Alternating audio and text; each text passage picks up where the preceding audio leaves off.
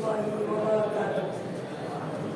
إن الحمد لله نحمده ونصلي على رسوله الكريم. أما بعد، جو تجھ بن نہ جینے کو کہتے تھے ہم، سو اس عہد کو ہم وفا کر چلے. محترم صدر صاحب، حکم صاحبان، معزز و محترم اساتذہ کرام اور میرے دینی و ملی بھائیوں، آج کے اس بزم سعید میں میری تقریر کا عنوان ہے تحریک آزادی میں علماء ہند کا کردار. معزز سامعین، ہندوستان کی آزادی میں بلا تفریق مذہب و ملت سارے قوموں نے اپنی جانوں کا نذرانہ پیش کیا اور تن کی گوہوں اور من کی کانوں سنبھال کر آ رہے ہیں. بالآخر 15 اگست 1947 عیسوی میں ہمیں آزادی کا پروانہ ملا. انہیں پروانوں میں علماء کا نمایاں کردار درج ہے.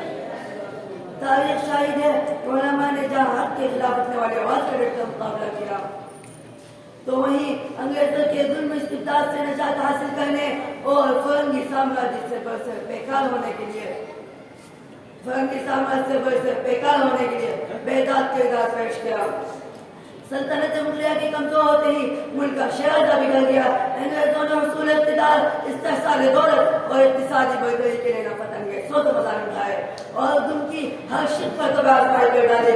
جب ظلم و ستم اپنے شباب پر پہنچ گیا تو مہربان وطن نے اپنے غلام ملک کو آزاد کرانے کے لیے ایڑی سے چوٹی تک کی بازی لگا دی.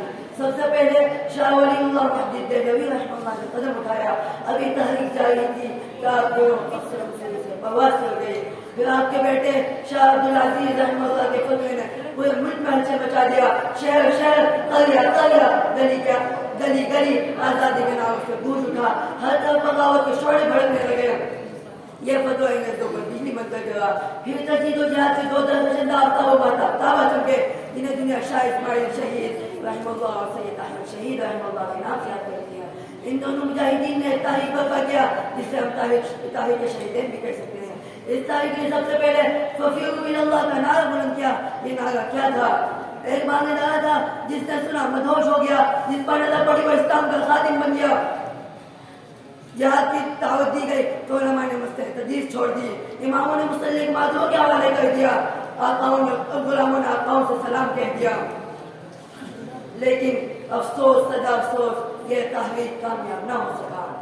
بالآخر 1838 عیسوی میں ان دونوں مجاہدین نے مقام بالا اور میں شہادت نوش فرمائی، لیکن اپنے بعد والوں کے لیے شاید و قابل نمونہ چھوڑ گئے.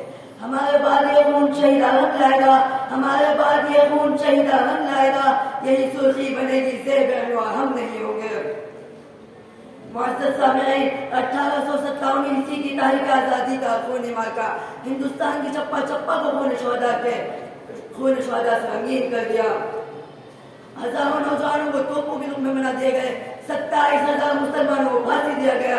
انگریزوں کے بھیانک مظالم کو دیکھ کر علماء سعادت پور اس کی بیعت کو نہیں کرنے کے لیے اٹھ کھڑے ہوئے اور بنگال سے لے کر وادی کشمیر تک اور امبیلا اور بالا کوٹ کے خوفناک پہاڑوں کو خون شہادت کے مقدس سیٹوں سے لالہوار کر دیا. تو دوسری طرف جس کی خاطر متعدد پابند سراسر بھی ہونا پڑا، لیکن آج وہ استقلال سب و استقامت کے ساتھ طوفان حوادث کا مقابلہ کرتے ہوئے بابا دین فرماتے ہیں، میں چلا ہوں چیرتا دل حادثات دہر کا، میں چلا ہوں چیرتا دل حادثات دہر کا، روک سکتی ہے تو کہ گردش دورہ مجھے. ان کے علاوہ اس دور کے دوسرے مجاہد بھی تھے، مثلا مولانا نعمت اللہ، مولانا احمد اللہ، مولانا ولایت علی، مولانا عنایت علی، مولانا لیاقت علی، مولانا شوکت علی. اسی طرح مولانا ابوالکلام آزاد، میاں نذیر، محمد علی جوہر، سر سید احمد خان وغیرہ نے صحابت اور تدریس سے نہج سے جہاد کیا. غرض یہ کہ یہی وہ مجاہدین رائے رکھتے ہیں جنہوں نے پورے ملک کی زمینوں کو اپنے قیمتی خون سے لالا وزار کر دیا، تو دوسری طرف اپنے شگاف قلم کے معجزہ نمائیوں کے ذریعے مسلمانوں نے ان کو خواب غفلت سے جوڑا، ان میں آزادی وطن کا حوصلہ پیدا کیا، جس کی بنا پر انہوں نے تحریک آزادی کے طرح خیر دیروں میں انگریزی اقتدار باطل کے خلاف 150 سال تک جاری رکھی اور آزادی وطن کا نعرہ لگاتے رہے. آخر وہ دن بھی آ گیا کہ تختہ کا فیصلہ کر کے فرنگی سامراج کو بویا استعمال پر مجبور ہونا پڑا. یہ تھے ہمارے سر پہ صورت میں خورشید، یہ تھے ہمارے سر پہ صورت میں خورشید، جو تجھ سے ہو سکے انتخاب پیدا کر. اب باقی میں اللہ تعالیٰ سے دعا ہے کہ اللہ تعالیٰ ہمیں اپنے سر فسان نہیں کے نقش قدم پر چلنے کی توفیق عطا آمين. والسلام عليكم ورحمة الله وبركاته.